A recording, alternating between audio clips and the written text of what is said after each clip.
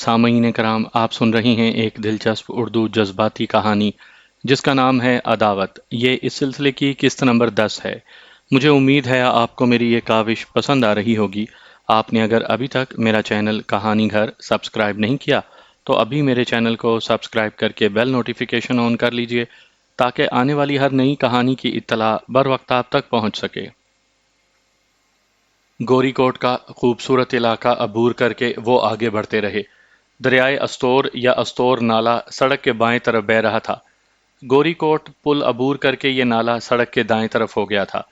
درختوں کی بہتات، پتھروں کی چھوٹی بڑی چٹانیں، بلند و بالا پہاڑ، مسلسل اونچے نیچے راستے، شفاف آب و ہوا اور سردی کی زیادتی اس علاقے کی پہچان ہے۔ نیہا نے ایسی خوبصورتی کا تصور بھی نہیں کیا تھا۔ دل میں عجیب سے جذبے پرورش پا رہے تھے۔ وہ کسی انجانے محبوب کے تصور میں کھو گئی جس کی شکل و صورت صوبان سے ملتی جلتی تھی۔ سر کو زور سے ہلا کر اس نے وہ قابل نفرت صورت دور جھٹکی، مگر کسی اور کا تصور بھی اس کے دماغ کی سکرین پر نہ آ سکا۔ فطری طور پر وہ لڑکوں سے الرجک تھی۔ یہ تو اس علاقے کا جادو تھا جو اس کی روکھی پھیکی سوچوں میں کسی آئیڈیل کے تصور کو جگہ دے رہا تھا۔ اب یہ اس کی بدقسمتی کہ آج تک اس نے سب سے زیادہ جس لڑکے کو سوچا تھا وہ صوبان تھا۔ گو یہ سوچنا اس سے بدلہ لینا، اسے ذک پہنچانا، اسے کوسنا اور اس کے کسی کام کو نفرت بھرے القابات سے نوازنے تک محدود تھا۔ سر گھما کر اس نے صوبان کو گھورا۔ کیا اس کی شخصیت میں ایسی کوئی بات موجود ہے کہ اسے چاہا جائے؟ اس سوال کا جواب اسے نفی کی صورت میں موصول ہوا تھا۔ بد تہذیب، جھگڑالو، پڑھائی لکھائی میں صفر، دل پھینک، کم ظرف اور خود غرض، جانے کتنی برائیاں تھیں جن کا وہ مجموعہ تھا۔ نیہا کے خیالات سے بے خبر اس کی نظریں سڑک پر مرکوز تھیں، البتہ اسے اپنی جانب مسلسل گھورتے پا کر وہ اس کی جانب متوجہ ہوا۔ کچھ چاہیے کیا؟ ہاں نہیں، کچھ نہیں، وہ گڑبڑا گئی تھی۔ چائے پی لیں؟ وہ دوبارہ سڑک کی جانب دیکھتے ہوئے پوچھنے لگا، مگر وہ کوئی جواب دینے کے بجائے کھڑکی سے باہر جھانکنے لگی۔ اس کی خاموشی کو اقرار جانتے ہوئے اس نے سڑک کے کنارے موجود ایک چائے کے ہوٹل کی طرف گاڑی موڑ دی۔ وہ گدائی پہنچ چکے تھے۔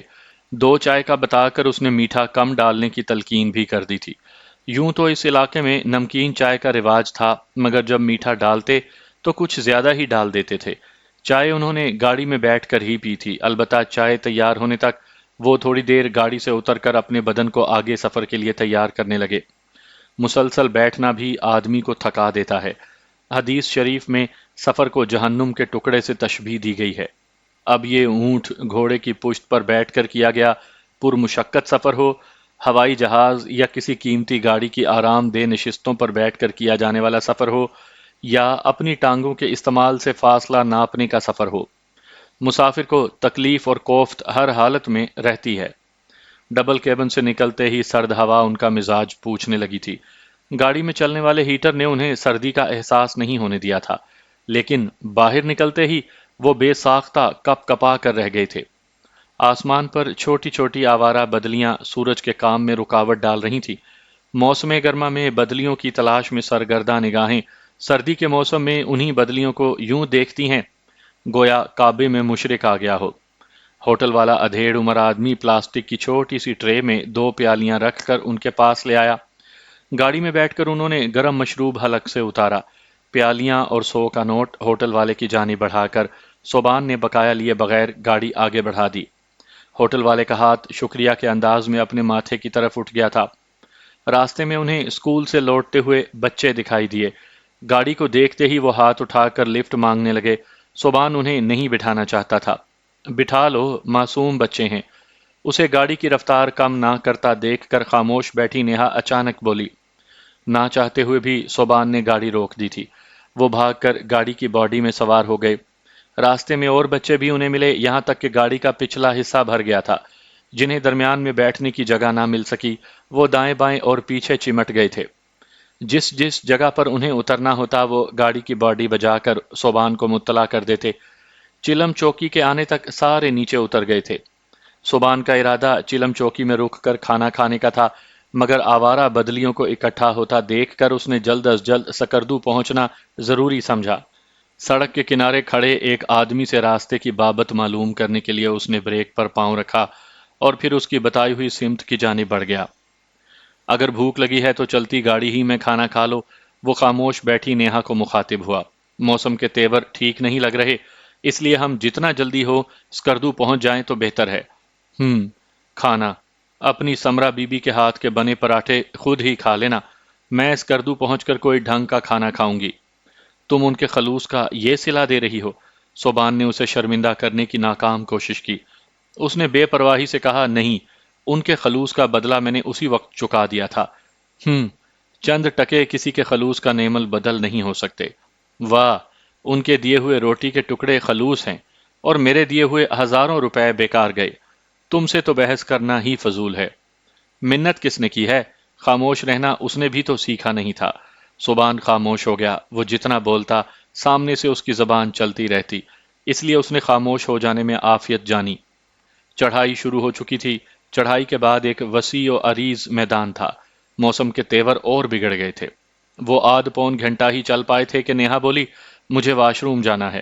صوبان نے جھلا کر کہا، یہ بکواس چلم میں بھی کی جا سکتی تھی۔ مسٹر، بکواس اس وقت ہی کی جاتی ہے جب حاجت ہوتی ہے۔ ہونٹ بھینچتے ہوئے صوبان نے دائیں بائیں دیکھا، مگر وہاں کوئی ایسی آڑ نظر نہ آئی جہاں وہ اسے بھیج سکتا۔ مجبوراً اس نے بائیں طرف نظر آنے والے درختوں کے جھنڈ کی جانب گاڑی موڑ دی۔ قریب جانے پر درختوں کے ساتھ پتھروں کی بنی پرانی سی عمارت بھی نظر آ گئی تھی۔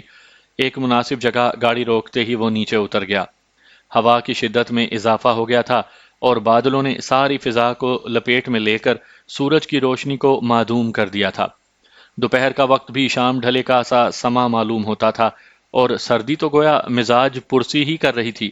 صوبان کپ کپا کر رہ گیا تھا۔ نیہا بھی نیچے اتری۔ اجنبی علاقہ، انجان ماحول، اور پھر مل گجا اندھیرا۔ مجھے ڈر لگ رہا ہے، وہ صوبان کی جانب دیکھتے ہوئے منمنائی۔ چلو پھر ساتھ چلتا ہوں تمہارے۔ شرارت سے زیادہ اس کے لہجے میں طنز کا عنصر نمایاں تھا۔ یہ کہتے ہوئے شرم تو نہیں آئی ہوگی؟ نیہا خفیف سی ہو گئی تھی۔ تو تمہارے ڈر کا اس کے علاوہ کوئی علاج ہے؟ صوبان نے اسے جھڑکنے میں دیر نہیں لگائی تھی۔ واہ حیات انسان، بےہودہ آدمی، وہ اسے کوستے ہوئے گری ہوئی عمارت کی جانب بڑھ گئی تھی۔ صوبان دوبارہ گاڑی میں بیٹھ گیا کہ سرد ہوا نے اسے کپ کپا کر رکھ دیا تھا۔ ٹوٹی ہوئی عمارت کی جانب بڑھتی نیہا شال کو اپنے جسم سے لپیٹنے کی ناکام کوشش کر رہی تھی۔ ہوا کی شرارتوں سے اس کے جسم کے کچھ ایسے زاویے بھی اجاگر ہو رہے تھے جنہیں دیکھ کر صوبان اپنی نظریں پھیرنے پر مجبور ہو گیا تھا۔ اس کے جسم کے زاویے اور کوسیں کچھ زیادہ ہی دلربا، دلکش اور جاذب نظر تھیں۔ اس نے پیچھے مڑ کر دیکھا۔ صوبان دوبارہ گاڑی میں گھس گیا تھا۔ ایک مرتبہ تو اس کا دل چاہا کہ اسے کہے کہ وہ گاڑی سے باہر رہ کر اس کا انتظار کرے، کیونکہ بند گاڑی میں تو وہ اس کے چلانے کی آواز بھی نہ سن پاتا، مگر پھر صوبان کا گزشتہ جواب یاد کر کے وہ اسے یہ کہنے کی جرأت نہ کر سکی کہ جانے وہ بےہودہ شخص اسے کیا الٹا سیدھا جواب دے۔ صوبان نے نیہا کے آنے سے پہلے گاڑی کو راستے کے رخ سیدھا کر لینا چاہا۔ ہینڈ بریک آف کر کے اس نے جو ہی گاڑی آگے بڑھائی، اچانک ہی گاڑی جھرجھرا کر بند ہو گئی۔ اس نے اگنیشن میں چابی گھمائی، لیکن گاڑی کھانس کر رہ گئی تھی۔ فیول گیج پر نگاہ دوڑانے سے اسے میٹر کی سوئی آدھی ٹینکی سے بھی زیادہ ڈیزل کو ظاہر کرتی نظر آئی۔ اس کا دل خوف زدہ انداز میں دھڑکنے لگا۔ اگر اس جگہ گاڑی خراب ہو جاتی تو یقیناً وہ بری طرح پھنس جاتے۔ ایک اور ناکام کوشش کر کے وہ نیچے اترا اور بونٹ کھول کر دیکھنے لگا، مگر بظاہر اسے کوئی خرابی نظر نہ آئی۔ ایک دو پرزوں سے چھیڑ چھاڑ کر کے وہ دوبارہ سلف لگانے لگا۔ گاڑی ایک بار پھر جھرجھرا کر رہ گئی تھی۔ چابی گھمانے سے گاڑی کی آواز یوں ظاہر ہوتی جیسے ڈیزل ختم ہو چکا ہو۔ ڈیزل کا فالتو کین گاڑی کی باڈی میں رکھا ہوا تھا۔ اچانک اسے یاد آیا کہ استور سے چلتے وقت بھی فیول گیج کی سوئی قریباً اسی جگہ پر ہی رکی ہوئی تھی۔ اس کا صاف مطلب یہی تھا کہ میٹر کام نہیں کر رہا۔ اس نے ڈیزل ختم ہونے کا شک بھی دور کر دینا چاہا اور فالتو ڈیزل کو اٹھانے کے لیے گاڑی کے پچھلے حصے کے رخ گیا۔ یہ دیکھ کر تو اس کی روح فنا ہونے لگی کہ ٹیل بورڈ کھلا ہوا تھا اور ڈیزل کا فالتو کین کہیں نظر نہیں آ رہا تھا۔ بچوں نے اندر چڑھتے یا اترتے وقت ٹیل بورڈ کھولا تھا اور بند کرنا بھول گئے تھے۔ دیوسائی کی چڑھائی چڑھتے ہوئے یقیناً ڈیزل کا کین نیچے لڑک گیا تھا۔ اس نے درخت سے ایک پتلی لمبی ٹہنی توڑ کر ٹینکی کا ڈھکن کھولا اور لکڑی اندر داخل کر کے ڈیزل کا جائزہ لینے لگا۔ لکڑی خشک ہی باہر آئی تھی۔ واپس گاڑی میں داخل ہو کر وہ سر پکڑ کر بیٹھ گیا۔ ہولناک سوچوں ہی میں اسے یاد آیا کہ جگلوٹ سے استور آتے وقت نیہا نے ایک گڑھے میں گاڑی کو جس زوردار انداز سے گزارا تھا، یقیناً اسی وجہ سے فیول گیج کی لیڈ کٹ گئی تھی۔ اسے نیہا پر بے انتہا غصہ آیا۔ اس کی وجہ سے وہ اس مصیبت میں پھنس گیا تھا۔ دیوسائی کی طرف آتے ہوئے اسے اسکردو سے آنے والی کوئی گاڑی نہیں ملی تھی، اور پھر اب جو صورتحال موسم اختیار کر چکا تھا، اس کے بعد تو کسی بھی گاڑی کا اس جانب رخ کرنا مشکل ہی نہیں، ناممکن نظر آ رہا تھا۔ وہ اسٹیئرنگ پر سر رکھ کر پریشان سا ہو کر بیٹھ گیا۔ نیہا سردی سے کانپتی کپ کپاتی ہوئی واپس لوٹی۔ سب سے پہلے تو اس نے فرنٹ سیٹ کا دروازہ کھول کر پانی کی بوتل نکالی، اپنے ہاتھ دھوئے اور پھر جلدی سے اندر گھس کر بیٹھ گئی۔ گاڑی کا دروازہ بند ہوتے ہی اسے لگا کہ جنت میں آ گئی ہے۔ سردی کی شدت میں بہت زیادہ اضافہ ہو گیا تھا۔ درجہ حرارت منفی سے بھی نیچے گر گیا تھا۔ چلو، ہینڈ بیگ سے رومال نکال کر ہاتھ خشک کرتے ہوئے وہ صوبان کو مخاطب ہوئی، مگر وہ اسی طرح اسٹیئرنگ پر سر رکھ کر بیٹھا رہا۔ ایک دو لمحے انتظار کے بعد وہ توہن کراہن دوبارہ بولی، چلو نا، موسم خراب ہو رہا ہے۔ شٹ اپ، بند کرو اپنی بکواس۔ صوبان پھاڑ کھانے والے انداز میں غرایا اور سیٹ سے سر ٹیک کر دونوں ہاتھ اپنے ماتھے پر رکھ لیے۔ اس کا ترش لہجہ سن کر وہ لرز کر رہ گئی تھی۔ اس کے دل میں مختلف قسم کے اندیشے سر اٹھانے لگے۔ کہیں صوبان کی نیت میں تو فطور نہیں آ گیا اور مجھ سے بدلہ لینے کے لیے یہ اس حد تک گر گیا ہو کہ اس سے آگے وہ نہ سوچ سکی۔ بے اختیار اس نے اپنا ہینڈ بیگ گود میں رکھ کر اس کی زنجیر کھول دی۔ بیگ میں موجود لیڈی پسٹل نے ایک لمحے کے لیے اسے تقویت کا احساس دلایا تھا، مگر یہ سوچ کر اس کا دل بے طرح دھڑکنے لگا کہ آخر پستول کے سہارے وہ کب تک صوبان کو روک سکتی تھی۔ اسے گولی مار دینے سے بھی تو مسئلہ حل نہ ہوتا کہ گولی لگنے سے صوبان ہلاک بھی تو ہو سکتا تھا۔ دادا جان اور گھر والوں کو وہ کیا جواب دیتی؟ پولیس کی تفتیش کا سامنا کرنا تو اور بھی دشوار تھا۔ پھر یہاں سے واپسی یا اسکردو جانے کا مرحلہ بھی کچھ اتنا آسان نہیں تھا۔ مگر صوبان ایسا تو نہیں ہے۔ ہمیشہ صوبان کے کردار پر شک کرنے والی کے دماغ میں گویا کسی نے سرگوشی کی۔ وہ لاہور سے گلگت تک اور پھر اس سے بھی آگے استور آنے تک صوبان کے ساتھ ایک کمرے ہی میں تو رہتی آ رہی تھی۔ اگر اس کے دل میں کوئی چور ہوتا تو وہ اس سے پہلے بھی اس قسم کی کوئی حرکت کر چکا ہوتا۔ ایک دو منٹ انتظار کے بعد اس نے دوبارہ ہمت مجتمع کرتے ہوئے کہا، اگر تمہاری طبیعت ٹھیک نہیں ہے تو میں ڈرائیونگ کر لیتی ہوں۔ مہربانی تمہاری، صوبان نے گویا مرچیں چبائی ہوئی تھی، اور میں کہہ رہا ہوں اپنی بکواس بند کرو۔ تم ہو ہی منحوس، تمہاری وجہ ہی سے میں اس مصیبت میں پھنسا ہوں۔ نہ تمہارا گندا وجود میرے ساتھ ہوتا اور نہ مجھے یہ دن دیکھنا پڑتا۔ یہ تم کیا اول فول بکے جا رہے ہو؟ مجھے بھی تو کچھ بتاؤ نا۔ غصے کی شدت سے وہ بھی چیخ پڑی تھی۔ کیا بتاؤں تمہیں؟ ہاں، کبھی کوئی ڈھنگ کا کام بھی کیا ہے تم نے؟ منحوس عورت، تم خواہ مخواہ بکواس کیے جا رہے ہو، الزام پر الزام۔ آخر قصور کیا ہے میرا؟ فطری تقاضا تو کسی کو بھی پیش آ سکتا ہے، انسان کے بس میں تھوڑا ہی ہوتا ہے۔ محترمہ، ڈیزل ختم ہو گیا ہے گاڑی میں۔ فیول گیج کی لیڈ تمہاری مہربانی سے جگلوڈ سے استور آتے وقت کٹ گئی تھی، جس کے بارے میں ہمیں معلوم ہی نہ ہو سکا، اور اس وجہ سے ڈیزل کی مقدار بتانے والی سوئی ایک جگہ پر رکی رہی۔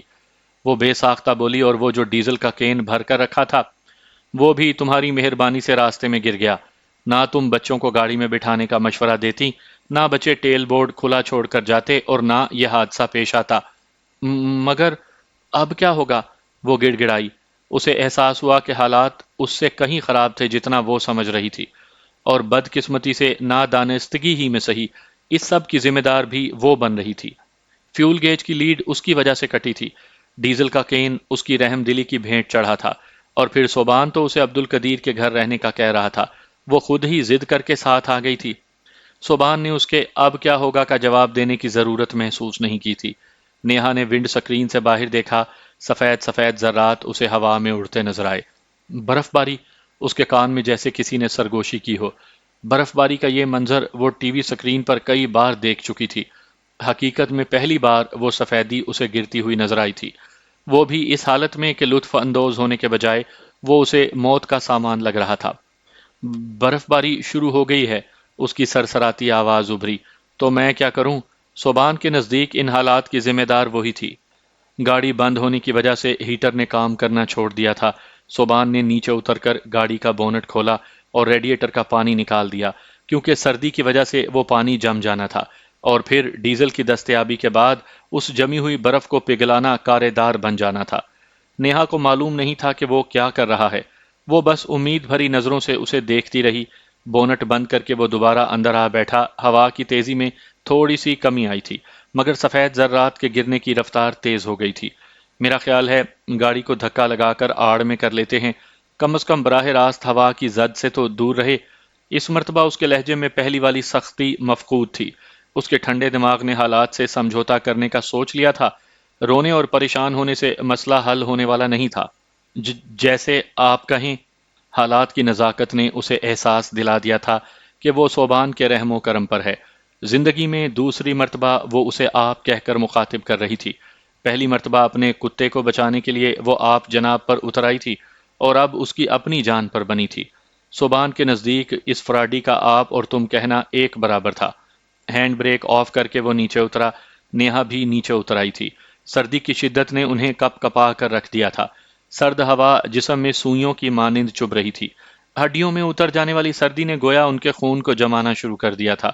پہلی مرتبہ نیہا کو محسوس ہوا تھا کہ سردی کس عذاب کا نام ہے۔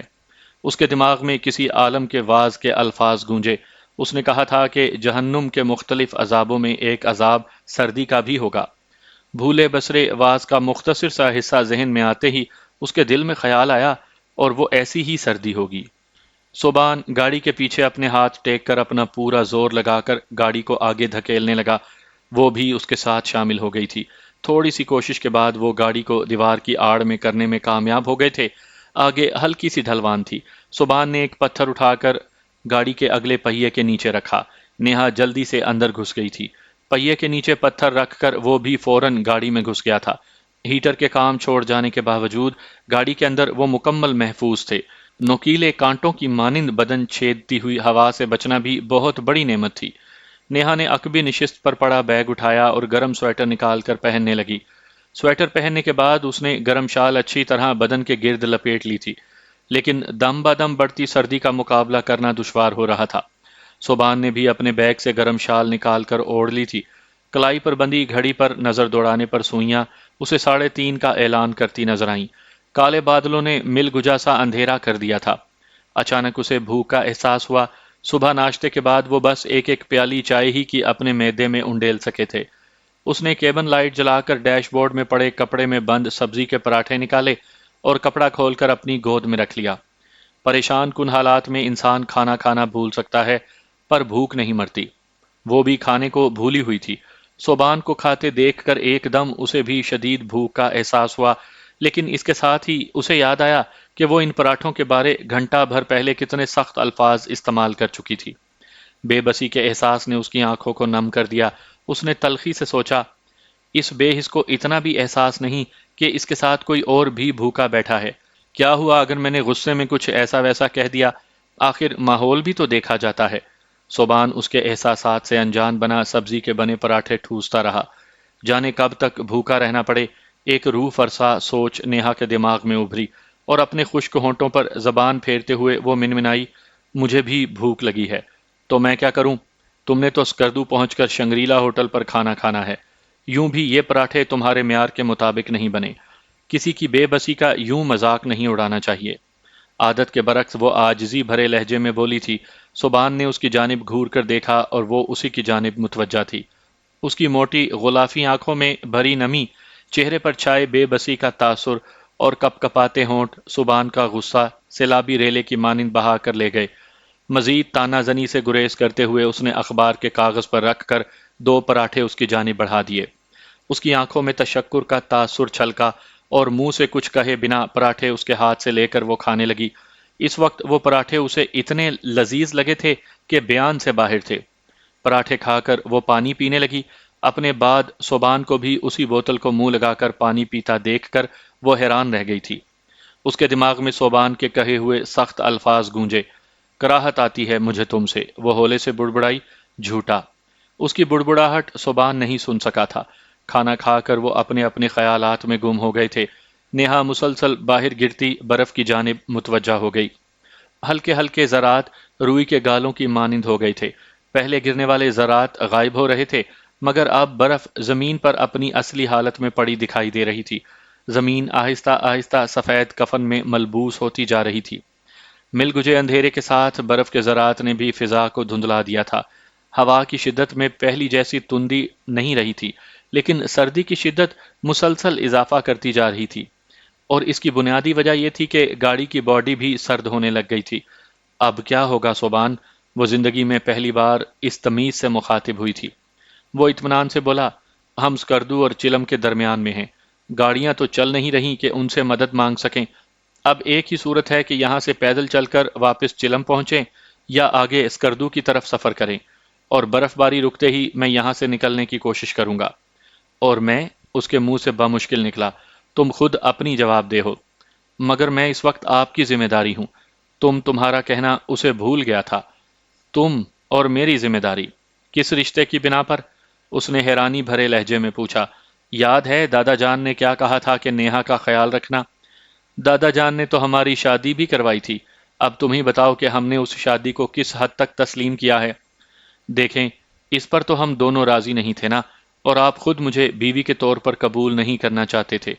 مس نیہا اکرام الحق صاحب، یہ آپ جناب رہنے دو، میں تمہاری چکنی چپڑی باتوں میں نہیں آنے والا۔ میرے لیے جیسے تم کل قابل نفرت تھیں ویسی آج بھی ہو اور آئندہ بھی رہو گی۔ اسی طرح میں بھی تمہارے لیے وہی صوبان رہوں گا۔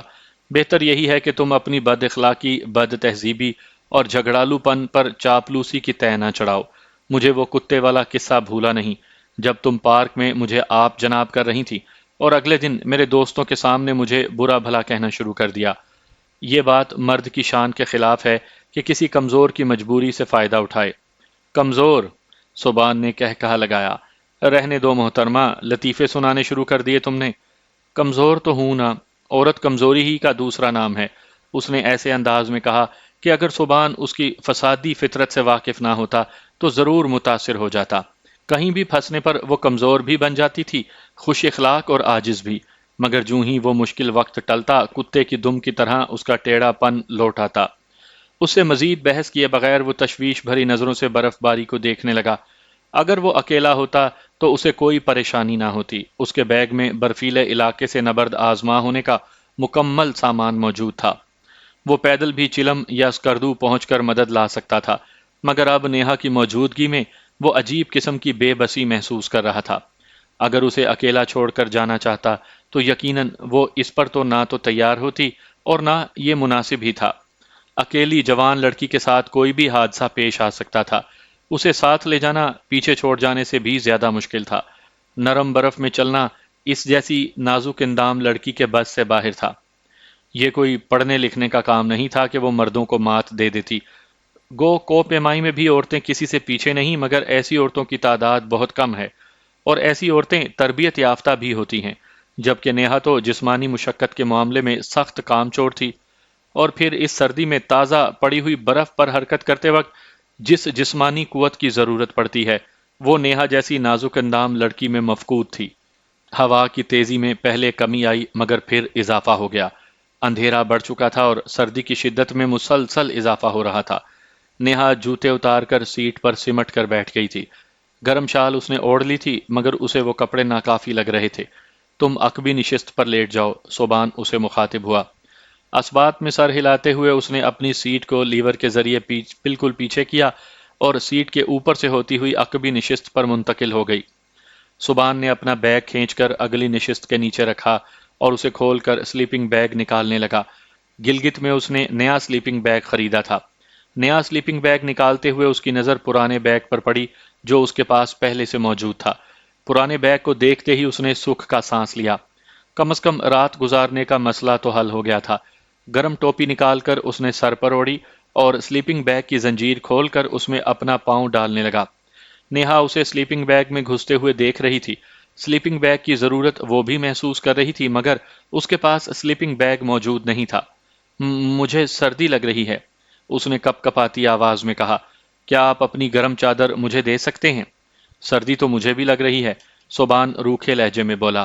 اسے نیہا کی ہر بد اخلاقی اور بد تہذیبی یاد تھی، اور وہ یہ بھی جانتا تھا کہ نیہا کی موجودہ عاجزی اور اخلاق اس وقت تک تھا جب تک وہ مشکل وقت گزر نہ جاتا۔ اس نے خفت بھرے لہجے میں کہا، آپ کے پاس سلیپنگ بیگ موجود ہے نا؟ تو تم بھی لے آتی، کسی نے منع کیا تھا؟ اس مرتبہ وہ ہونٹ بھینچ کر خاموش ہو گئی تھی۔ ایسی خطرناک جگہ پر صوبان جیسے دشمن کے ساتھ پھنس جانا اس کی بدبختی ہی تو تھی۔ اسے لگ رہا تھا کہ وہ سردی سے مر جائے گی۔ یوں بھی اسے سردی بہت زیادہ محسوس ہوتی تھی، اور ایسی سردی سے تو اس کا پہلی بار واسطہ پڑ رہا تھا۔ وہ باقاعدہ کانپنا شروع ہو گئی تھی۔ صبح سے اس کی حالت پوشیدہ نہیں تھی۔ کیبن لائٹ کی روشنی میں وہ اسے لرزتی نظر آئی، کہیں بیمار ہی نہ ہو جائے۔ اس نے پریشان ہو کر سوچا اور بیگ سے پرانا سلیپنگ بیگ نکال کر اس کی طرف بڑھایا۔ یہ لے لو۔ اس نے بغیر کچھ کہے اس کے ہاتھ سے سلیپنگ بیگ لیا اور زنجیر کھول کر اندر گھسنے لگی۔ وہ زندگی میں پہلی بار سلیپنگ بیگ استعمال کر رہی تھی۔ اسے صحیح طریقہ سمجھ میں نہ آیا۔ صبحان نے طنزیہ لہجے میں کہا، اگر میں بہتان کی امان پاؤں تو طریقہ سکھا دوں؟ صبحان کی بات نے اسے سر سے پاؤں تک سلگا دیا تھا۔ وہ ہر بات میں اس کے گزشتہ رویے کا ذکر لا رہا تھا۔ میں نے کب بہتان لگایا ہے؟ کسر نفسی ہے محترمہ، ورنہ یاد تو ہوگا کہ آج صبح میں رضائی کو ہاتھ لگا کر تمہیں جگایا تھا تو کیا جواب دیا تھا؟ اس نے اپنی بڑی بڑی پرکشش آنکھیں اس کی جانب اٹھائیں جن میں تیرتی نمی چھلکنے کو تیار تھی۔ بلیک میلر، صبحان نے زیر لب کہا اور اٹھ کر اس کے ہاتھوں سے سلیپنگ بیگ لے کر اسے استعمال کا طریقہ بتانے لگا۔ وہ صبحان کے بتائے ہوئے طریقے کے مطابق سلیپنگ بیگ میں گم ہو گئی۔ صبحان بھی گاڑی کے چاروں دروازے کو لاک ہونے کا یقین کر کے لیٹ گیا۔ گاڑی ان کے لیے بہت اچھی پناہ گاہ تھی، لیکن وہ یہاں مستقل لیٹے نہیں رہ سکتے تھے۔ البتہ خوش قسمتی سے اس کے بیگ میں برف میں استعمال ہونے والا خیمہ بھی موجود تھا، جس کا وزن تو فقط 2-2.5 کلو گرام تھا، مگر برفیلے علاقے کے لیے وہ ایک بہترین چیز تھا۔ سبحان نے کو پیمائی کا سامان خریدتے وقت اشیاء کی کوالٹی پر بہت زیادہ زور دیا تھا۔ اس معاملے میں اس نے کبھی قیمت کی پرواہ نہیں کی تھی، اور ابھی وہی خیمہ اسے راستے میں کام آ سکتا تھا۔ یقیناً نیہا کے لیے مسلسل سفر کرنا ممکن نہ ہوتا۔ موسم کے ٹھیک ہوتے ہی اس نے وہاں سے جانے کا پروگرام بنا لیا تھا، اور نیہا تو اب اس کے لیے اس کمبل کی صورت اختیار کر گئی تھی۔ وہ اسے چھوڑنا بھی چاہتا تو نہیں چھوڑ سکتا تھا۔ یوں بھی ہزار دشمنی اور نفرت کے باوجود وہ نیہا کو کسی قسم کا نقصان پہنچانے کے حق میں نہیں تھا۔ آخر کو وہ اسی کی ذمہ داری تھی۔ سلیپنگ بیگ میں گھستے ہی نیہا ناقابل برداشت سردی سے چھٹکارا پا گئی تھی۔ سردی تو وہ اب بھی محسوس کر رہی تھی، مگر یہ سردی اتنی زیادہ نہیں تھی کہ اسے اذیت میں مبتلا کرتی۔ جلد ہی اس کے گرم سانسوں اور بدن کی حرارت نے سلیپنگ بیگ کو اس قابل بنا دیا تھا کہ وہ پرسکون ہو گئی، اور پھر اسے نیند آ گئی۔ صبحان بھی آنے والے مشکل وقت کے لیے مختلف منصوبے بناتا نیند کی آغوش میں داخل ہو گیا تھا۔ نیہا کی آنکھ ہلکے سے شور سے کھلی۔ سلیپنگ بیگ کے اندر رہتے ہوئے وہ سیدھی ہو کر بیٹھ گئی۔ برف باری اب تک شروع تھی۔ صبحان اسے گاڑی کے ساتھ ساتھ برف ہٹاتا نظر آیا۔ اس کے ہاتھ میں ایک چھوٹا سا فولڈنگ بیلچا تھا۔ گاڑی کے اطراف کی برف ہٹا کر اس نے اپنے لونگ بوٹوں کو زور سے جھاڑا اور گاڑی کے اندر گھس آیا۔ اس کے منہ سے سگریٹ کے دھوئیں کی طرح بھاپ نکل رہی تھی۔ اٹھ گئی ہو تم؟ اس نے سرسری لہجے میں پوچھا۔ جی، نیہا مختصراً کہتے ہوئے شہباز شاہ کے دیے ہوئے لانگ بوٹ ڈالنے لگی۔ اس وقت اس کے دل سے شہباز شاہ کے لیے دعا نکلی تھی۔ اگر وہ زبردستی اسے لانگ بوٹ خرید کر نہ دیتا تو جانے اس برف میں وہ گاڑی سے کیسے نکلتی۔ اسے باہر جانے پر آمادہ دیکھ کر صبحان نے بیگ سے گرم ٹوپی نکال کر اس کی طرف پھینکی۔ یہ سر پر اوڑھ لو۔ اس نے صبحان کے ہاتھ سے ٹوپی لے کر خاموشی سے سر پر اوڑھی اور گرم شال مفلر کی طرح چہرے کے گرد لپیٹ کر گاڑی سے باہر نکلی۔ سرد ہوا نے اسے کپ کپا کر رکھ دیا تھا۔ برف کے ذرات تیز ہوا کے ساتھ اس کے چہرے سے ٹکرائے۔ بڑی مشکل سے وہ آگے بڑھ رہی تھی۔ تھوڑا سا آگے بڑھنے پر ہی گاڑی اس کی نظر سے اوجھل ہو گئی تھی۔ پرانی عمارت کے ادھ گرے کمرے میں جا کر وہ فریش ہوئی اور پھر واپس چل پڑی۔ اس کا جسم باقاعدہ کپ کپا رہا تھا۔ یوں ہاتھ پیر سن ہو رہے تھے جیسے جسم کا حصہ ہی نہ ہو۔ عقبی نشست کا دروازہ کھول کر وہ اندر گھسی۔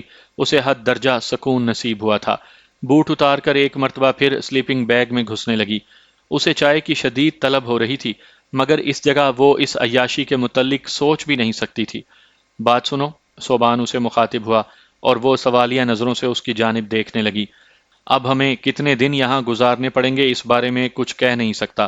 گلگت میں نے کچھ کھانے پینے کا سامان خریدا تھا، اب باقی عرصہ ہمیں اسی پر گزارا کرنا پڑے گا۔ یہ کہہ کر اس نے اپنے بیگ سے ایک شاپر نکال کر اس کی آنکھوں کے سامنے لہرایا۔ بس یہی چیزیں؟ گو ان پر تمہارا کوئی حق نہیں، اور نہ میرا دل چاہتا ہے کہ تمہیں ان میں حصے دار بناؤں، لیکن بحالت مجبوری مجھے اپنی خوراک تمہارے حوالے کرنا پڑے گی۔ میں ایمانداری کے ساتھ کھانے پینے کی یہ چیزیں 2 حصوں میں تقسیم کر رہا ہوں۔ تم اپنی خوراک کس ترتیب سے استعمال کرتی ہو یہ تم پر منحصر ہے، لیکن اس کے بعد میں تمہیں کچھ نہیں دے پاؤں گا۔ یہ کہہ کر اس نے اپنے ہاتھ میں موجود شاپر سیٹ پر الٹ دیا۔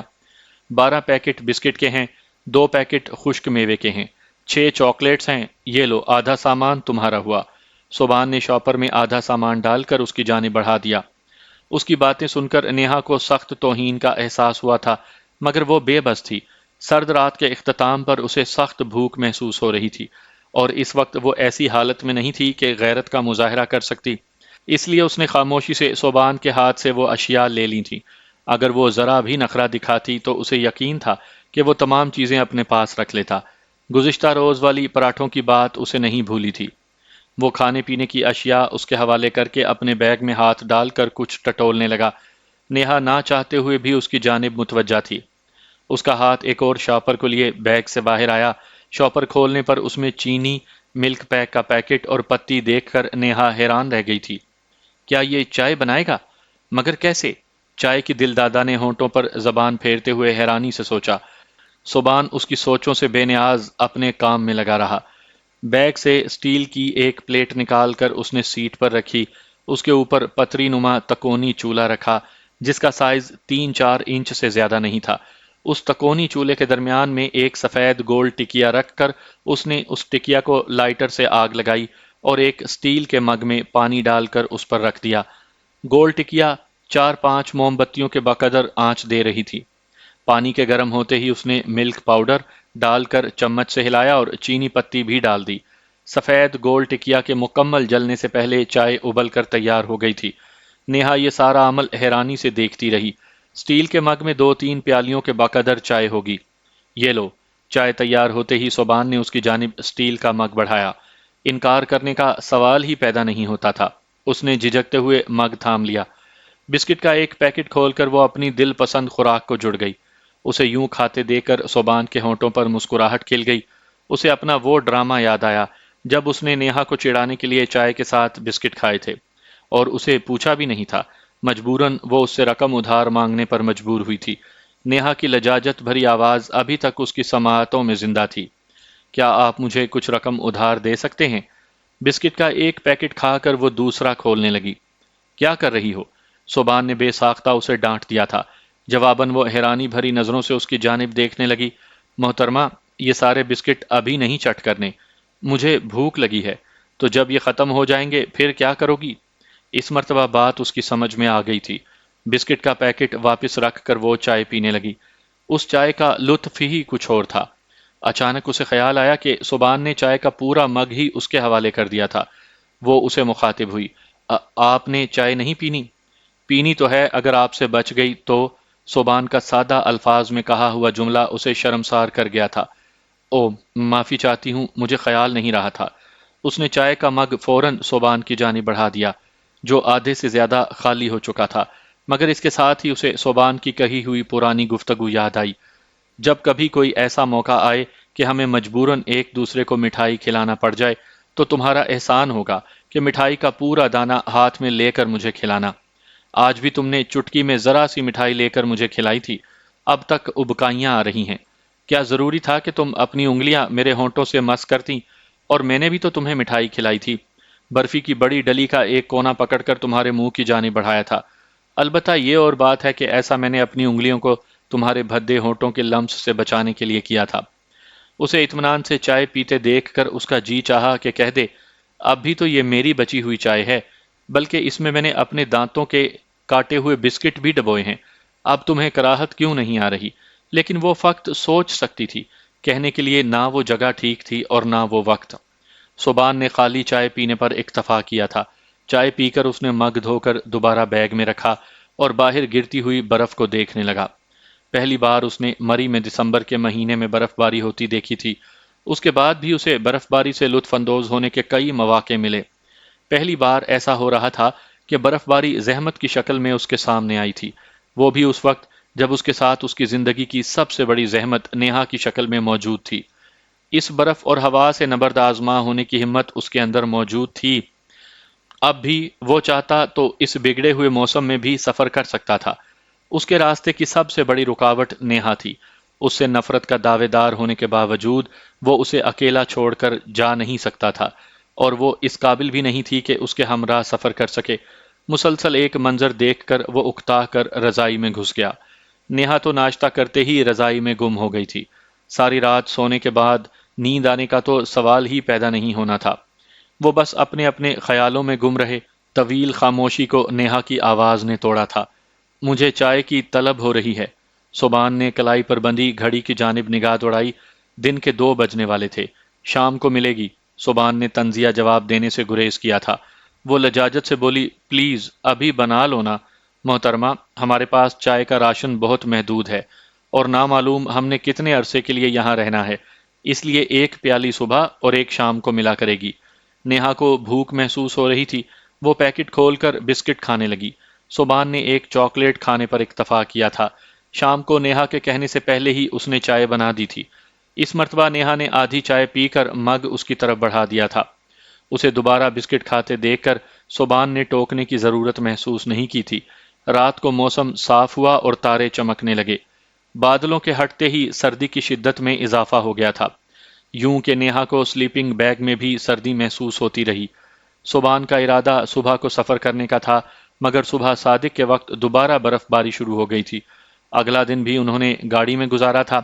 اس سے اگلی صبح موسم بالکل صاف تو نہیں ہوا تھا، البتہ برف باری عارضی طور پر رک گئی تھی۔ صبحان اس موقع کو گنوانا نہیں چاہتا تھا۔ وہاں کے موسم کا کوئی اعتبار نہیں تھا۔ ہمیں چلنا پڑے گا، صبح اٹھتے ہی صبحان نے اعلان کیا تھا۔ وہ جواباً بولی، چائے تو پی لیں۔ اتنا وقت نہیں ہے، ہو سکتا ہے تھوڑی دیر بعد ہی برف باری شروع ہو جائے، اور برف کی تو خیر ہے، مجھے بلیزرڈ یعنی برفانی طوفان کا خوف ہے۔ ایسی حالت میں تم چل نہیں پاؤ گی۔ لیکن مجھے بھوک لگی ہے، بسکٹس کھا لینے تھے۔ اپنا سامان تیار کرتے ہوئے صوبان نے اسے مشورہ دیا۔ وہ آہستہ سے بولی، ختم ہو گئے ہیں، بس تھوڑا سا خشک فروٹ بچا ہے، اسی پر گزارا کرو۔ کہہ کر صوبان نے اپنے بیگ سے سفر کے ضروری لوازمات نکالے، اپنا سلیپنگ بیگ طے کر کے بیگ میں ڈالا اور چلنے کے لیے تیار ہو گیا۔ اچانک بادل چھٹنا شروع ہو گئے اور ایک دم دھوپ نکل آئی۔ راستے کے لیے ضروری سامان اٹھا لو۔ اپنا سامان تیار کرتے ہی صوبان نے اسے مشورہ دیا۔ میں کیسے اٹھا سکوں گی؟ وہ منمنائی۔ تو کیا یہیں چھوڑ دو گی؟ سلیپنگ بیگ کے بغیر کیسے گزارا کرو گی؟ اور پانی راستے میں پینا ہے کہ نہیں؟ فالتو لباس بھی ساتھ لینا ہوگا۔ یہ کہہ کر صوبان نے اس کا سلیپنگ بیگ طے کر کے اس کے بیگ میں ڈالا اور ساتھ پانی کی 3 بوتلیں بھی ڈال دی تھیں۔ یہ دستانے پہن لو۔ اس نے گرم دستانے اس کی جانب بڑھائے جو اس نے خاموشی سے پہن لیے تھے۔ یہ چشمے آنکھوں پر چڑھا لو۔ چشمہ کیا تھا؟ سفید پیراشوٹ کے کپڑے میں جڑے 2 گول شیشے تھے جن کے ساتھ لچکدار پلاسٹک لگائی گئی تھی۔ یہ وہ چشمہ تھا جو اس نے خود کبھی نہیں پہنا تھا، لیکن دھوپ سے بچنے کے لیے وہ چشمہ نہایت ضروری تھا۔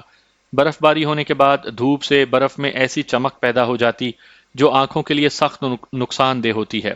اس کے اپنے پاس ایک امپورٹڈ چشمہ موجود تھا۔ وہ ان عجیب چشموں میں اتنی دلکش لگ رہی تھی کہ اگر وہ نیہا کے بجائے کوئی اور لڑکی ہوتی تو صبحان اسے اسی وقت پرپوز کر دیتا۔ چشمے نے اس کے آدھے سے زیادہ چہرے کو ڈھانپ دیا تھا۔ وہ ان چشموں میں اپنی عمر سے 6-7 سال چھوٹی لگ رہی تھی۔ سر پر اوڑھی گرم ٹوپی، چمڑے کے بوٹ اور گلے میں لپٹی گرم شال، اس کی حیت قضائی پر بے ساختہ صوبان کے ہونٹوں پر ہنسی نمودار ہوئی۔ میں نے نہیں پہننے چشمے، اس نے صوبان کے لبوں پر نمودار ہوتی مسکراہٹ دیکھ کر بچوں کے سے انداز میں وہ چشمے اتار کر جیب میں ڈال لیے۔ چشمے پہنو، آنکھیں خراب ہو جائیں گی، صوبان نے اسے سمجھانا چاہا۔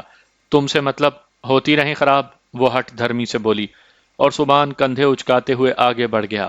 صوبان کے پاس سرخ رنگ کا پاجامہ موجود تھا۔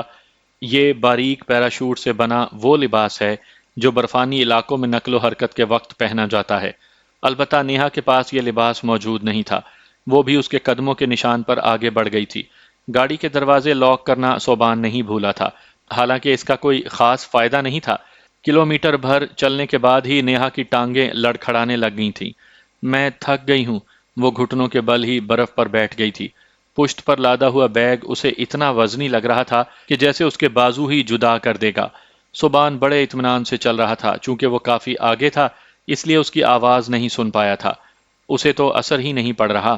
خود کلامی کرتے ہوئے وہ دوبارہ بولی، میں تھک گئی ہوں۔ اس مرتبہ اس کی آواز صوبان نے سن لی تھی۔ اس نے پیچھے مڑ کر دیکھا۔ نیہا کو تشہد پڑھنے کی صورت برف پر بیٹھے دیکھ کر اس نے بڑی مشکل سے اپنی ہنسی روکی تھی۔ وہ ایسی ضدی بچی کی طرح نظر آ رہی تھی جو کسی بڑے سے لاڈ کر رہی ہو۔ ٹھیک ہے، یہیں آرام کرو، اطمینان سے کہہ کر صوبان آگے بڑھ گیا۔ کیا بکواس ہے یہ، وہ روحانسی ہو کر کھڑی ہو گئی۔ 2 منٹ آرام کر لو نا، تمہیں بادل نظر آ رہے ہیں؟ صوبان کا لہجہ کافی سخت تھا، کیونکہ نرمی برتنے کی صورت میں اس نے برف پر لمبے پڑ جانا تھا۔ اللہ کرے تمہارے پاؤں میں موچ آ جائے۔ وہ زیر لب اسے کوستی ہوئی پاؤں گھسیٹتے ہوئے اس کے پیچھے چل پڑی تھی۔ دھوپ خاصی تیز ہو گئی تھی، گو دائیں بائیں سے بادل اکٹھے ہونا شروع ہو گئے تھے، لیکن ابھی تک سورج کے سامنے نہیں آئے تھے۔ برف کی چمک سے اس کی آنکھوں سے آنسو بہہ رہے تھے۔ سر پر رکھی گرم ٹوپی کی وجہ سے پسینہ دھاروں کی صورت میں اس کے چہرے پر بہہ رہا تھا۔ اتنی سردی میں آنے والا پسینہ آدمی کے لیے اور بھی مسائل پیدا کرتا ہے، کیونکہ رکنے کے ساتھ ہی پسینہ برف کی صورت میں بدن پر جمنے لگتا ہے۔ اس علاقے میں تو پانی کو جمنے کے لیے سیکنڈز لگتے ہیں۔ نیہا نے سر سے ٹوپی اتار کر ہاتھ میں پکڑ لی۔ صوبان نے یہ دیکھنے کے لیے کہ وہ آ بھی رہی ہے یا نہیں، پیچھے مڑ کر دیکھا۔ اسے ٹوپی اتارتے دیکھ کر وہ دھاڑا، ٹوپی سر پر رکھو بے وقوف عورت، مجھے پسینہ آ رہا ہے۔ صوبان کا سخت لہجہ سنتے ہی وہ رونی صورت بنا کر بولی۔ اس کی تیزی تراری کہیں کھو گئی تھی۔ تمہیں پتہ نہیں ہے یہ سردی کتنی خطرناک ہے۔ وہ تیزی سے چلتا ہوا اس کے قریب آیا اور اس کے ہاتھ سے ٹوپی لے کر اس کے سر پر اڑا دی۔ کوئی اور موقع ہوتا تو نیہا اس کی اس حرکت پر آگ بگولا ہو گئی ہوتی، مگر اس وقت جانے کیوں اسے صوبان کی وہ حرکت بری نہیں لگی تھی۔ یقیناً اس وجہ سے اس نے میرے فائدے کے لیے ہی ٹوپی اڑائی ہے، اس نے سوچا، لیکن اس کے ساتھ ہی ماضی قریب کی یاد اس کے دماغ میں لہرائی۔ اس سے پہلے بھی تو صوبان میرے فائدے کا سوچا کرتا تھا۔ اس کے دماغ میں ایبٹ آباد کا واقعہ یاد آیا، جب اسے صوبان نے کسی دوسرے ہوٹل میں جانے سے منع کیا تھا اور اس نے صوبان کو کھری کھری سنا دی تھی۔ بلکہ ابھی استور آتے وقت بھی صوبان نے گاڑی گڑھے میں گرنے کے بعد اس کی خیریت معلوم کرنے کے لیے اس کے بازوؤں سے تھامنا چاہا تھا۔ جواباً وہ بپھر گئی تھی اور اسے ایسی کھری کھری سنائی تھی کہ اس سے کوئی جواب نہیں بن پڑ رہا تھا۔ ضرورت کے وقت گدھے کو بھی باپ بنا لیا جاتا ہے۔ آخری اور حتمی سوچ اس کے دماغ میں لہرائی، مگر یہ مزاحیہ سوچ بھی اس کے ہونٹوں پر ہنسی کی رمق نہیں لا سکی تھی کہ دل اس سوچ کے ساتھ متفق نہیں تھا۔ وہ سر جھٹکتے ہوئے صوبان کے پیچھے بڑھ گئی۔ سورج کی تیز روشنی کی راہ میں رکاوٹ ڈالنے کے لیے دور دور بھٹکتے بادلوں نے اکٹھا ہونا شروع کر دیا تھا۔ نیہا کے ہاتھوں میں بھی پسینہ آ گیا تھا، مگر وہ دستانے اتارنے کی جرت نہ کر سکی۔ دھوپ غائب ہوتے ہی برف کی آنکھوں میں چبھنے والی سفید شعاعیں غائب ہو گئی تھیں۔ اس کے ساتھ ہی ہلکی ہلکی ہوا شروع ہو گئی، جس نے سردی کی شدت میں ایک دم اضافہ کر دیا تھا۔ جلدی چلو، موسم خراب ہو رہا ہے، صوبان پیچھے مڑ کر زور سے بولا۔ اس کے لہجے میں شامل تشویش نے چند لمحوں کے لیے نیہا کے پاؤں میں بجلی بھر دی تھی، لیکن یہ کرنٹ چند قدم سے زیادہ اس کا ساتھ نہ دے سکا۔ وہ اس قدر پیدل چلنے کی عادی نہیں تھی، پھر بیگ کے وزن نے تو اسے بالکل بے حال کر دیا تھا۔ صوبان کے قدموں میں تیزی آ گئی تھی۔ اس نے دور پہاڑ کے دامن کو پناہ گاہ کے طور پر تاڑا۔ اس کے لیے اسے راستہ چھوڑنا پڑ رہا تھا۔ گو اسے راستے کے درست ہونے کا یقین تو اب بھی نہیں تھا کہ وہ اندازے ہی سے روانہ تھا۔ برف نے راستوں کی پہچان مٹا دی تھی۔ شمالی علاقہ جات کے موسم کا کوئی پتہ نہیں چلتا کہ سنگ دل محبوب کی طرح کب تیور بدل لے۔ سورج کے چھپتے ہی یوریا کھاد کی طرح ننھے ننھے سفید دانے گرنے لگے تھے، اور پھر اچانک ہوا میں تیزی آ گئی۔ سائیں سائیں کرتی ہوا نیہا کے قدم بھی زمین سے اکھیڑنے لگی۔ ہاتھوں میں اور سر میں آیا پسینہ ایک لمحے میں خشک ہو کر جم گیا تھا۔ اگلے چند لمحوں میں اطراف کے مناظر دھندلا گئے تھے۔ نیہا کو قدم اٹھانا دشوار ہو رہا تھا، اور پھر اس کی قوت برداشت جواب دے گئی اور وہ گھٹنوں کے بل گرنے کے انداز میں بیٹھ گئی۔ بیٹھنے کے ساتھ اس نے اپنی پیٹھ پر لادا بیگ اتار دیا تھا۔ صوبان نے دھند کے پھیلتے ہی چشمہ اتار دیا تھا اور اپنی رفتار مزید کم کر لی تھی، کیونکہ نیہا کو ساتھ لیے بغیر اس کا آگے بڑھنا بے فائدہ تھا۔ ہر چند قدم لینے کے بعد وہ ایک مرتبہ اسے ضرور رک کر دیکھ لیتا تھا۔ جوں ہی وہ گرنے کے انداز میں بیٹھی، وہ گہرا سانس لیتے ہوئے اس کی طرف بڑھ گیا۔ یہیں برف میں دفن ہونے کا ارادہ ہے کیا؟ اس کے قریب جاتے ہی وہ غصے سے بولا۔ مجھ سے نہیں اٹھایا جاتا یہ بیگ۔ وہ روحانسی ہو گئی تھی۔ کھایا پیا تو اچھی طرح جاتا ہے، اور اس بیگ میں گھس کر سردی سے بھی بچا جا سکتا ہے، صرف اسے اٹھایا نہیں جا سکتا ہے نا؟ صوبان کی بات کا جواب دیے بغیر اس نے خاموشی سے سر جھکا لیا تھا۔ قدرت کی ستم ظریفی کے ایسی جگہ میں پھنس گئی تھی جہاں اس کا مددگار اللہ تعالیٰ کی پاک ذات کے بعد صوبان ہی تھا۔ اچھا، بیگ کے بغیر تو چل لو گی نا؟ اس مرتبہ صوبان کے لہجے میں سختی مفقود تھی۔ اس نے اثبات میں سر ہلانے پر اکتفا کیا تھا۔ ٹھیک ہے، سیدھا چلتی جاؤ۔ اس نے ممنونیت بھری نظروں سے صوبان کی جانب دیکھا مگر وہ اس کی جانب متوجہ نہیں تھا۔ وہ اٹھ کر آگے بڑھ گئی۔ صوبان نے اس کے بیگ کو اپنے بیگ کے اوپر باندھا اور پھر اس کے پیچھے چل پڑا۔ اس وزن نے اس کی رفتار میں کوئی خاص فرق نہیں ڈالا تھا۔ دل ہی دل میں وہ پچھتا رہا تھا کہ اسے نیہا کے کندھوں پر وہ وزن نہیں لادنا چاہیے تھا۔ کم از کم اس جگہ اسے اپنی دشمنی بھلا دینی چاہیے تھی۔ نیہا کے قریب سے گزر کر وہ آگے بڑھ گیا تھا۔ نیہا خالی ہو کر بھی اس کے قدموں سے قدم نہیں ملا پا رہی تھی۔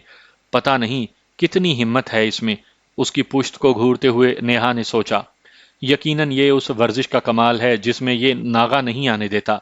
صوبان کی جفا کشی کو گدھے پن کا نام دینے والی اب مثبت دھارے میں سوچ رہی تھی۔ اپنے بیگ کو صوبان کی پشت پر دیکھ کر اس نے سکون بھرا سانس لیا تھا، ورنہ وہ یہ سوچ کر پریشان تھی کہ اس سردی میں وہ ایک سلیپنگ بیگ میں کیسے گزارا کر پاتے۔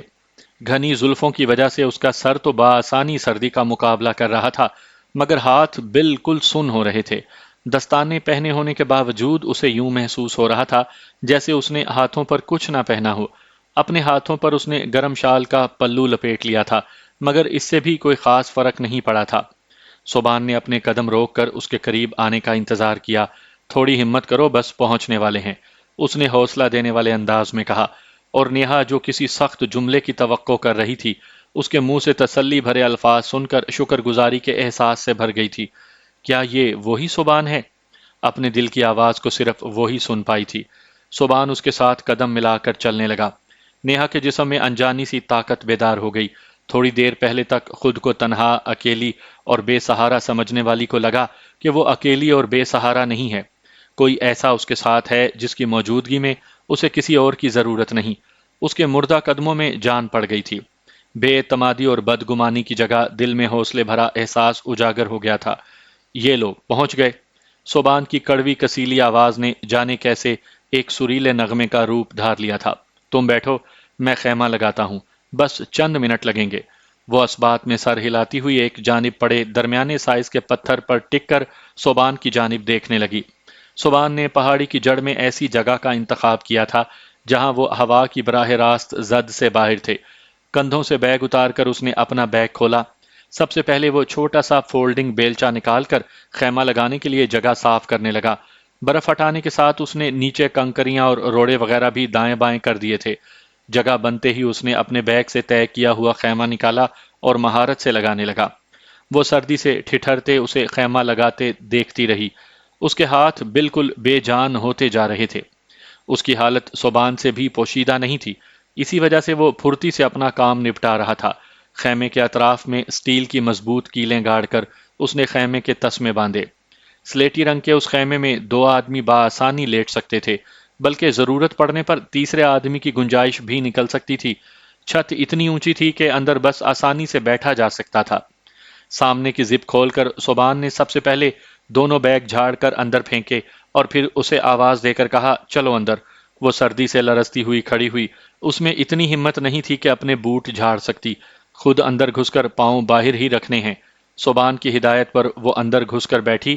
صوبان نے اس کے دونوں بوٹوں سے پکڑ کر ایک دوسرے سے ٹکراتے ہوئے اچھی طرح جھاڑ دیے۔ اب اندر ہو جاؤ۔ صوبان کے کہنے پر وہ سمٹ کر ایک طرف ہو گئی تھی۔ رگوں میں خون جماتی سرد ہوا ایک دم بے اثر ہو گئی تھی۔ اس کے پیچھے صوبان نے اندر داخل ہو کر دروازے کی زنجیر بند کی۔ اس کے چہرے پر نظر ڈالتے ہی اسے نیہا کے چہرے پر چھائے اذیت بھرے تاثرات دکھائی دے گئے تھے۔ کیا بات ہے؟ صوبان نے بے ساختہ پوچھا۔ ہاتھ بالکل ٹھنڈے ہو گئے ہیں، شدید درد ہو رہا ہے، وہ رو دینے والے لہجے میں بولی۔ اپنا درد اس کے سامنے بیان کرتے ہوئے اسے ذرا بھی جھجک نہیں ہوئی تھی۔ او، تشویش بھرے انداز میں کہتے ہوئے اس نے جلدی سے اپنے دستانے اتارے۔ اپنے پارکے کی زنجیر کھول کر اس نے نیچے پہنے ٹریک سوٹ کی زنجیر بھی کھول دی اور پھر اس کے ہاتھوں سے دستانے اتار کر اس کے دونوں ہاتھ اپنی گرم بنیان سے بھی نیچے اپنے پیٹ پر رکھ دیے۔ نیہا کے ٹھنڈے ہاتھوں نے ایک بار تو اس کے جسم پر کپ کپی طاری کر دی تھی، مگر پھر اس نے سختی سے ہونٹ بھینچتے ہوئے خود پر قابو پا لیا۔ نیہا کو یوں لگا جیسے کسی نے اس کے ہاتھ برف کی سل سے اٹھا کر تپتی انگیٹھی کے سامنے پکڑ دیے ہوں۔ ٹھنڈے ہاتھوں کو گرم کرنے کا یہ تیر بہدف نسخہ تھا۔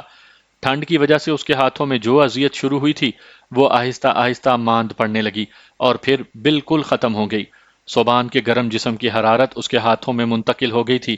ہاتھ اس کے جسم سے لگانے کی وجہ سے وہ بالکل اس کے قریب ہوئے بیٹھی تھی۔ نیہا نے اپنی جھکی آنکھیں اٹھائیں، وہ اسی کی جانب دیکھ رہا تھا۔ وہ زبان سے شکریہ کا ایک لفظ بھی نہیں کہہ سکی تھی۔ صوبان کے چہرے پر ہمدردی بھرے تاثرات نے اس کا دل تشکر کے احساس سے بھر دیا تھا۔